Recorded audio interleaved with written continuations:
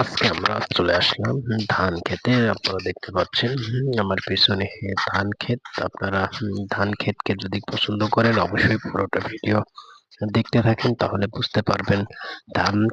ধান ক্ষেতের আল দিয়ে কিন্তু আমরা হাঁটতেছি। আপনারা দেখেন আমরা হেঁটে আমাদের এলাকা থেকে আমরা হাইওয়ে রোডের মধ্যে যাবো, সেখান থেকে আমরা খেলা দেখতে যাবো। আসলে ধান ক্ষেতের আলগুলা এখানকার অনেক চওড়া বা ওসার যেটাই বলে না কেন, আমাদের ভাগ্নে এখন আমাদের সামনে উপস্থিত। আমার পেছনে দেখেন আমরা দুজন মিলে যাচ্ছি ধান ক্ষেতের আল দিয়ে। ধান অসাধারণ হয়েছে। ধান হলো বাংলাদেশের একটি মূল্যবান সম্পদ, যেটা বিশ্বের মধ্যে অন্যতম একটি শস্য হিসেবে গণ্য করা হয়। আমাদের দেশের হলো প্রধান ফসল ধান ক্ষেত।